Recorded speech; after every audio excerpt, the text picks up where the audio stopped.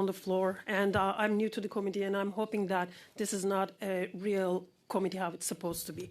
So cutting off the answers, interrupting the witnesses, and claiming that this is the way that the Canadians are asking the questions. So in my opinion, and as everybody knows, Canadians are very polite and respectful people, so I would like to continue the interrupted question with the minister.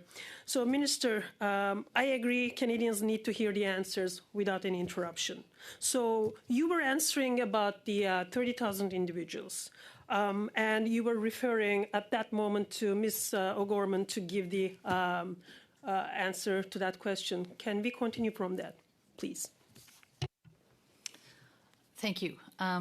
So I'll just say a few things out of the gate. We have about 500 officers dedicated to removals, and they're doing an excellent job. And they are following up on their files, and every day they are removing people, and I think that's important to know. Removals in progress, there are a lot of things that go into that. Sometimes it's getting travel documents for individuals. Sometimes it's allowing people to have their children finish the school year so they can go, and just making travel arrangements.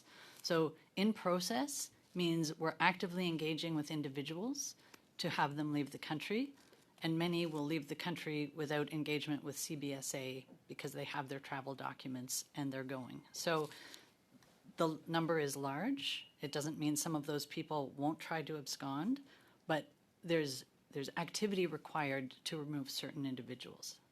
We do have people on warrant that have absconded. CBSA has detention facilities, but it's the IRB that maintains detention.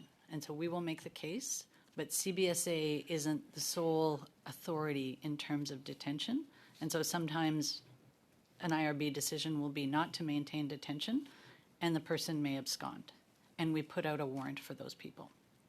And in terms of criminality, those are not people at large, criminals at large. They're criminals who will have served a sentence if it was imposed upon them. I'm not minimizing that. They are people that need to leave the country, and they are the highest priority of our removal officers. We also put people on warrant who are serving sentences. So we actually know exactly where they are. They are in a correctional facility somewhere in the country, and we put those warrants to make sure that they don't leave without us knowing. It's an administrative warrant so that when it is time, when they're done serving their sentence, CBSA is made aware and we can come in and take care of the individual. So as you can see, it's a complex domain. There's activity all the time. As the minister said, we removed the highest number we've removed in a decade last year, and we're on track to exceed that this year. But the fact is there are other people coming into our removals inventory, people who today will perhaps hear from the federal court that their request for reconsideration is denied, and they will come into our inventory. So people are moving. These are points in time, but people are moving through the system. They are moving into the inventory, and they are importantly moving out of the inventory and leaving the country. Thank you, Ms. O'Gorman. I know your answer will not make a super clip for our members here, but the conservative members here. But thank you very much for the answer. This is the answer I believe the Canadians are looking for, and it's an ongoing process as we hear. Thank you very much for your efforts. So, Minister and the Secretary of State, you have visited the law enforcement across the country from coast to coast during the summer, and still doing it as we follow. Could you tell us what key concerns frontline officers have highlighted and how government's legislation such as Bill C2 and C12 will support their crucial work protecting Canadians? Thank you, MP Aken.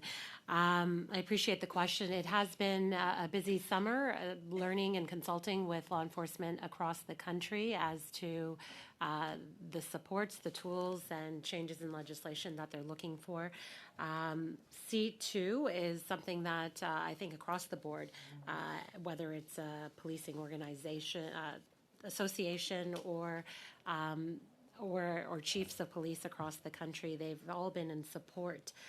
What I actually, in fact, did hear was a lot of disappointment when the bill was amended to remove key essential parts. 5 parts of the bill from C2 were removed in order to have the other essential parts that are in C12 move along the legislative process. And the reason for the disappointment was that the key areas that the Conservatives did have disagreement on, which were lawful access, $10,000 of money laundering type Secretary of State, changes. Maybe just finish the sentence. Yeah, those are very essential in order to be able to provide law enforcement with the tools that are needed to be able to investigate effectively and charge. I would say is that we are currently trying to fight tomorrow's crimes with yesterday's laws, and it's really important to modernize and make sure that we keep up with the times. Thank you very much.